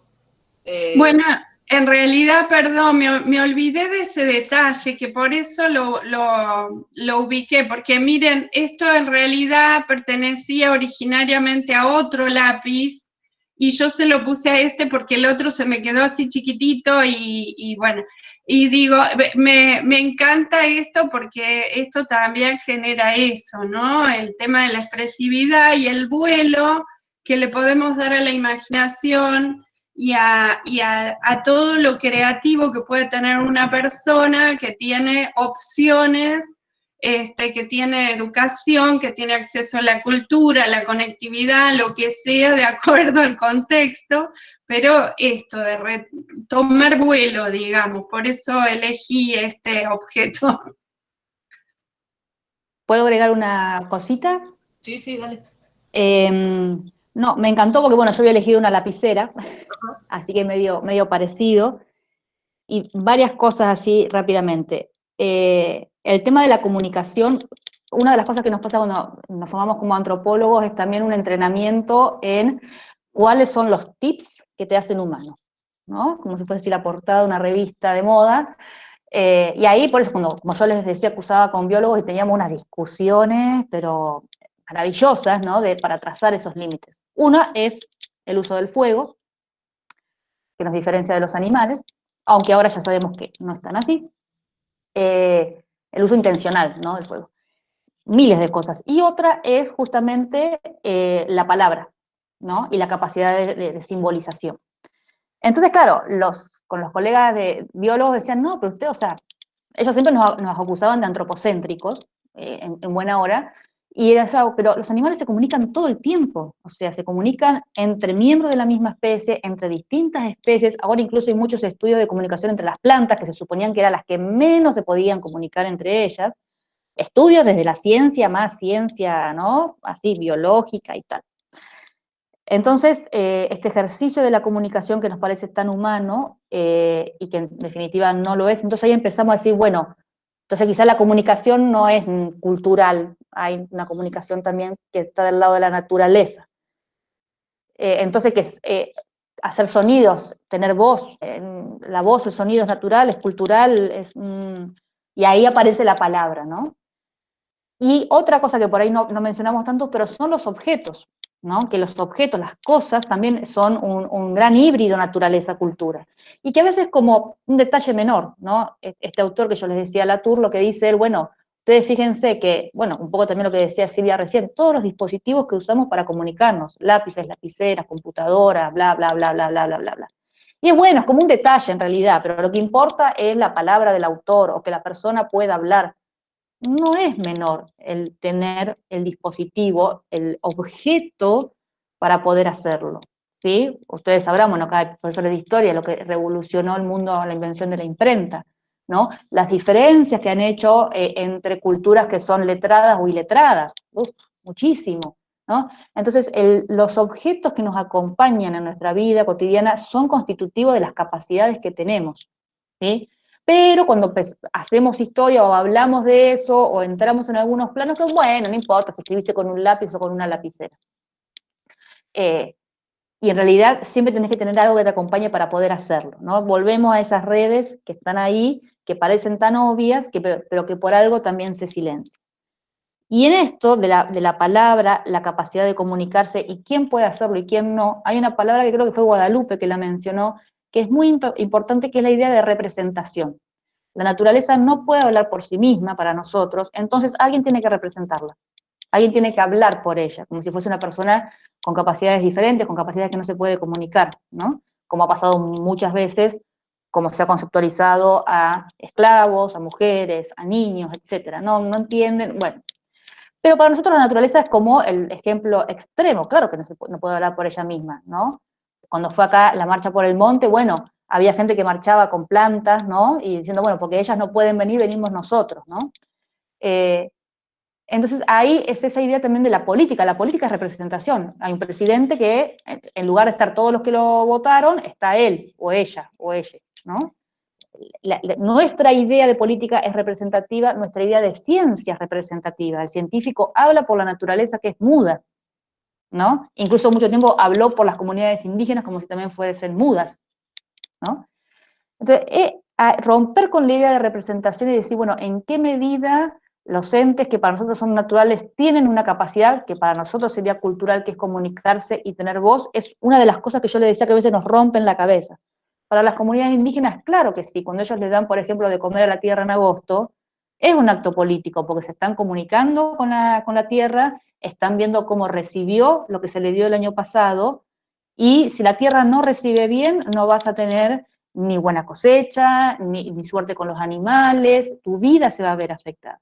Por eso en esos casos se habla de cosmopolítica. Como hay personas con voluntad y con poder, con muchísimo poder, la tierra, los cerros tienen un poder increíble, que si no se dialoga bien con ellos, y dialogar es eso, es alimentarlos, es propiciarlos, es un acto político también eso, ¿no? Porque son entidades que se pueden comunicar. Que para nosotros no, para nosotros de mil amores, pero no. O sea, tenemos que salir nosotros a pelear por ellos, a representarlos, ¿no? Ir ahora y quejarnos en las puertas de las oficinas de gestión ambiental en nombre de los animales que se están quemando y que no pueden hablar, ¿no? Entonces, esas ideas de representación y de comunicación son bien interesantes para ver dónde queda lo político y dónde queda de vuelta la naturaleza y la cultura.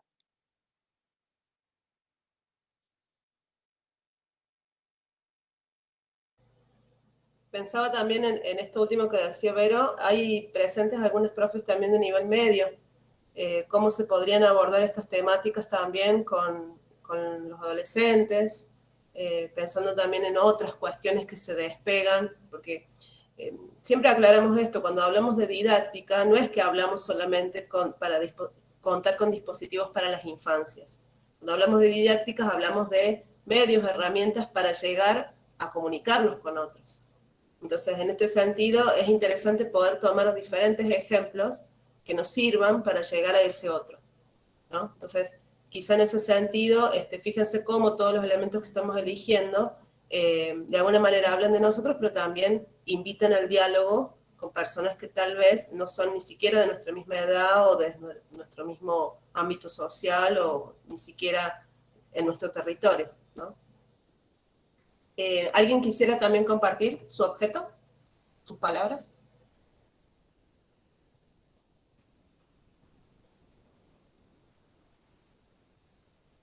Ay, muy bien, Joana, vamos. ¿Yo? ¿Cómo le va, chicas? ¿Todo bien? Eh, eh, bueno, mi objeto es este libro, justamente para los alumnos de nuestro colegio, donde está el museo, y, y bueno, fue creo que una mala elección porque saltaron muchas palabras y muchas actividades. He trabajado en la reserva que generó este libro muchos años y es un tema que me gusta mucho hablar con los chicos de nuestro colegio, y es un libro de aves de las sierras de acá de San Javier. Entonces se me ocurrieron unos árboles, el contenido, el conocimiento, la palabra naturaleza, protección, porque esta reserva se encarga de la protección de animales en peligro de extinción, también de reserva, un lugar protegido, en sierras, en yungas, pensaba en eso, del respeto. Esa es una de las palabras que me gusta usar mucho con los chicos, porque ellos piensan que por ahí, cuando uno dice una cosa u otra, es ser, es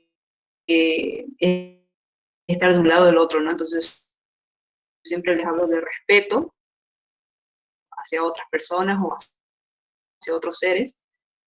Y los vientos, también pensaba en eso. Y una de las palabras que me parece que engloba todo, todos los tipos de aves, es el dispersor, porque las aves son dispersoras, es una de las razones por las cuales me gusta hablar mucho de ellas, y que a través de su dispersión, por ejemplo, de semillas, entonces como que se relacionaba con muchas cosas, y las actividades, que no sé si ya la tengo que nombrar, pero las actividades didácticas que se me ocurrieron, fueron, por ejemplo, que me pasaba mucho con otros chicos más chiquititos en el museo, cuando hablábamos de estas cuestiones, es que para ayudar a estas aves y que no se extingan, ¿no? Porque muchas veces cuando yo le hablaba de cómo por los country, los barrios privados, estas aves llegaban heridas a la reserva, etcétera, ellos me que podían hacer ellos, podían hacer desde sus casas,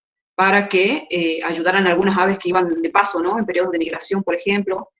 Con los más chicos también pensaba en los sonidos de aves. Hay aplicaciones para celular de aves argentinas que tiene sonido de aves, para que si uno ve un tipo de ave en la casa, le pueda poner ese sonido y se comunican, ¿no? Se escucha entrecortado, dice. Capaz que mi conexión, perdón. Después, otras cosas que se me ocurrieron, que me enseñaron, por ejemplo, en las aves, por ejemplo, el cacú, estar presencialmente con los chicos, se me ocurrieron todas cosas que se puedan hacer desde la virtualidad. Entonces, se me habían ocurrido estas temáticas por ahí más de reflexión y de sentidos, ¿no? Sonido de ave, que cuenten leyendas en sus casas, o que también el por qué la reserva hizo este libro, ¿no? Porque muchos me preguntan cómo se hace para conseguirlo, o por qué se lo hicieron. Entonces también reflexionar sobre eso, ¿no?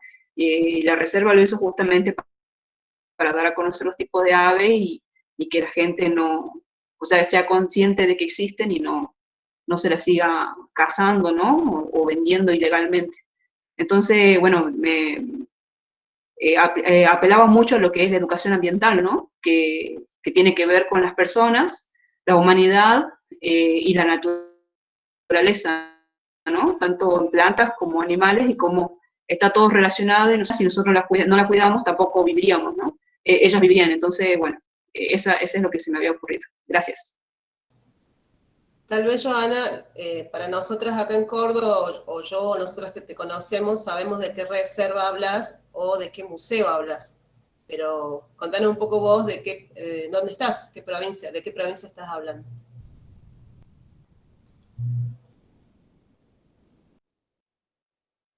Bueno, yo estoy de Tucumán, en realidad trabajo acá, no soy de Tucumán, soy de Salta, y en el museo en el que yo trabajo es un museo escolar de un colegio privado que tienen 8 colecciones, y una de esas colecciones es de biología.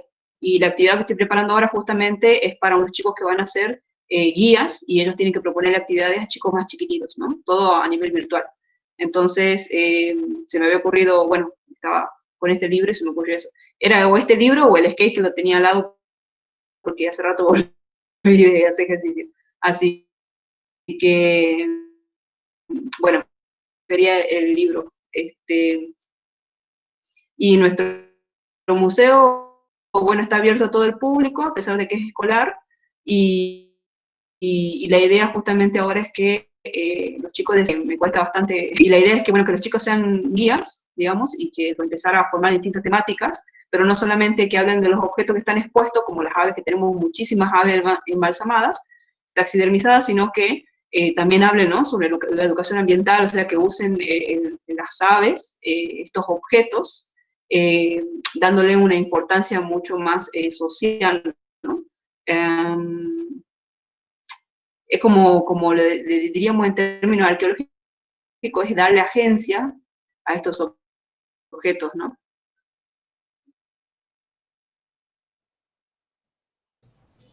Ok, buenísimo. Está bueno esto también, qué interesante poder vincular específicamente museos escolares y esto de ser guía. Me encanta esta posibilidad de pensar a los dispositivos también en lo positivo, porque muchas veces un audio también nos puede salvar muchas veces en generar actividades con otros, en especial de pájaros. Imagínense qué bonito sería armar una muestra con sonidos de pájaros, solamente con WhatsApp. ¿Alguien quisiera seguir?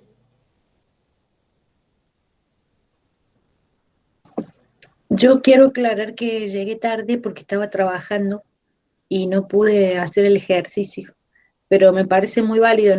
Yo llevo siempre los alumnos del cole al Museo de Antropología. Si no me equivoco, Gabriela es nuestra guía y siempre arrancan ¡Ay, qué las lindo! presentaciones con un objeto y de ahí empieza a hacer la asociación con los chicos y logra que los chicos se vayan prendiendo en la cuestión del museo. ¿Cómo es tu nombre? Porque salís como departamento de especialidad. Ah, no, porque ese, claro, el mail que tengo del cole, donde los chicos mandan los trabajos. Soy Claudia Amaro, profesora del IPEN 16, que pertenece a una zona urbano marginal, que no son chicos que tengan mucho acceso, por eso estaba justo asociando, digo, ¿cómo podríamos hacer? Porque la mayoría no tiene ni compu, ni internet, ni nada, es todo un problema poder continuar con las clases, entonces decía, cuando me invitaron a esta reunión había pensado que tenía que ver cómo podíamos hacer para hacer visitas al museo virtuales, digamos, se me había ocurrido y, y bueno, estaba asociando que en realidad los chicos no tienen el recurso para que pudiésemos organizar una cosa así. Pero me pareció re linda la técnica y bueno, la Gaby siempre la pone en práctica en las visitas que nosotros hacemos, que son muy provechosas y lindas y los chicos se enganchan que, bueno, no son estimulados en estas cuestiones de ir a los museos y de conocer el patrimonio que tenemos. Buenísimo, qué lindo. Muchas gracias. En este caso, cuando vos decís esto de los recursos, fíjate que nosotros tampoco tendríamos ahora en este momento el recurso museo, porque nosotras extrañamos el museo tanto y más como todos ustedes. Desde febrero que comenzamos a trabajar en el museo, después en marzo vino la cuarentena y no volvimos más al museo. Entonces, mira, eso genera también que para nosotras esto fue y sigue siendo un desafío de poder generar algo para seguir comunicados con ustedes, en algún sentido. Sostener la inquietud, sostener la sorpresa o sostener de alguna manera la necesidad de pensar a los museos como espacio de encuentro. Y tal vez esto sea una posibilidad, o si ustedes por ahí necesitan algo de nosotros como museo, también lo pueden solicitar. Más allá que quiero aclarar que nuestro museo no cuenta con recorridos virtuales tampoco, todavía no. Está Está bien, yo, esto sí me parece bárbaro. Yo en el medio de la conversación y cuando se estaban mostrando los objetos y como elemento para dinamizar una clase o para iniciar algo, para llegar a un recorrido de cognitivo, pensaba, asocié cómo llevábamos esto con los chicos. Ah, sí, tal cual. Y en realidad tenemos hoy el tema de la falta de tecnología o de herramientas tecnológicas que permitan el acceso, en el caso de mis alumnos, por sus condiciones sociales y económicas que no tienen. A lo mejor tenían wifi y tuvieron que dar de baja, digo, lo que nos está atravesando todo.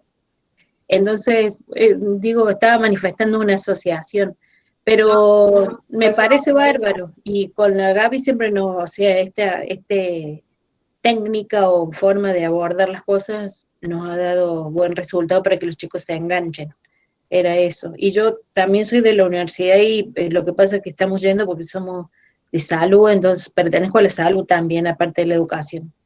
Y bueno, nosotros, claro, ustedes cuando dijeron no vamos más al museo, yo decía, pero ¿cómo? Claro, nosotros del hospital seguimos yendo, esa es la diferencia, no todos los días, pero vamos de vez en cuando, entonces no tenemos un corte tan abrupto en relación al trabajo y el espacio laboral. Muy bien, muchas gracias. Sí, es interesante pensar cómo es un modo de, una metodología de trabajo, ¿no? Esto de la pedagogía museística, ¿no? A partir de un objeto disparar un montón de temas, ¿no? Y ahora lo complejo es que ni siquiera nosotros estamos en el aula, no estamos en los museos, no estamos en instituciones. Bueno, el desafío es cómo generar tal vez mecanismos que puedan salvar todas esas distancias y distanciamientos para poder aproximarnos, ¿no? Pensar en conjunto también, ¿no? Por eso esta es una actividad más, no solamente de charla, sino de taller, donde que podamos pensarnos cómo podemos acceder y aproximarnos con nuestros visitantes, nuestros estudiantes, ¿no? Tal vez con dispositivos, no sé, pensamos.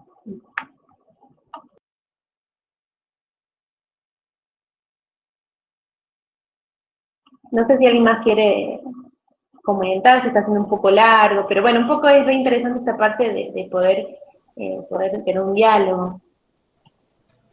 Sí, tal vez aprovechando estos últimos minutitos que nos quedan, porque nosotros habíamos planificado esta charla taller como en 2 horas, y ya estamos llegando a las 20 horas, así que también para no cansarnos, nos parecía como válido también respetar los tiempos y por ahí también que estemos todos, porque estamos viendo que también hay varios participantes que ya necesitan salir para seguir otras actividades o están haciendo actividades desde la mañana.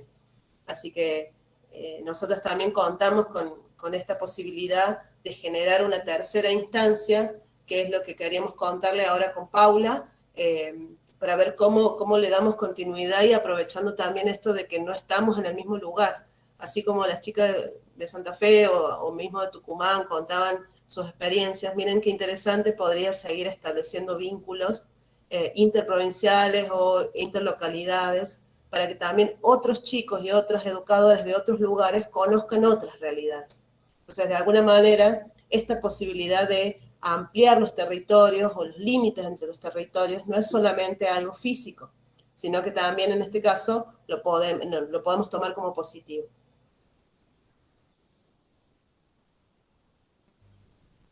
Gracias, Irene.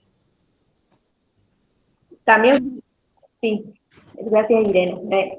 También una prueba piloto, porque también queríamos hacer todo, queríamos charlar, presentar, iniciar el curso, queríamos que charlen, queríamos que hiciéramos una unidad didáctica, bueno, todo, pero bueno, queremos todo. Bueno, como decían mis compañeras, desde el área de recepción, más que felices y agradecidas por la participación de todos. Esta es la primera instancia desde que estamos en distanciamiento social y cuarentena, en la cual el museo puede abrir sus puertas virtualmente y hacer atención al público y hacer dinámicas. Las actividades que el museo venía realizando hasta ahora son notas a través de la web o intervenciones a través de las redes sociales. Por ende, este es el primer contacto que tiene el museo con el público y que es prácticamente la vida del museo. Entonces, celebramos esta virtualidad del museo y esperando que se vuelvan a conectar para las próximas charlas que van a ser anunciadas en la web del museo, en las redes del museo y también por mail. Vamos a seguir con esta charla a través de un breve formulario que se les va a enviar por mail, lo van a estar recibiendo en el transcurso de las próximas horas. Es más que nada para valorar el contenido de la charla y por ahí seguir con estos lazos y dar continuidad a estas por ahí inquietudes que ustedes tienen, que desde el área de educación se cuenta con herramientas para poder apoyar a los docentes, investigadores, estudiantes o padres o tutores que estén interesados en conseguir material o seguir con estos temas. Así que bueno, muy agradecidos por su participación y súper felices realmente. No sé si será muy loco, como que podamos prender las cámaras para hacer una captura de pantalla. Un ratito, ¿Se podrá? nos saludamos, nos vemos por última vez para continuar en septiembre con la próxima charla de Carolina Álvarez. Muchas gracias a todos por estar. Sí. Sí, y este ciclo de charlas también es la idea de, bueno, tenemos estas pautadas y tal vez generar otras instancias de intercambio, en una cuarta encuentro, bueno, como que todas las posibilidades están abiertas, ¿no? Bueno, vamos con las fotos. Muchas gracias a todas, muchas gracias. Gracias, Verónica. Muchas gracias. Muchas gracias a ustedes por estar, por compartir y ojalá haya más instancias para poder hacerlo. Como decía Paula, les va a estar llegando los mails con los certificados y las encuestas, así que vamos a recibir sus comentarios muy bienvenidos para seguir trabajando con ustedes, aunque sea de manera virtual. Así que gracias a todos, a todas. Gracias a todos y todas. Esperemos poder encontrarnos. Ya empezamos, ya empezamos. Pero en vivo, en vivo.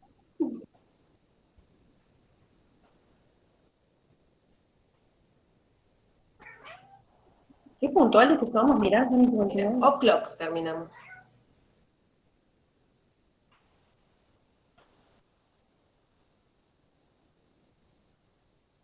Lo que son los tiempos de una guía de museo, ¿ves? Nosotras tenemos como los tiempos como muy internalizados.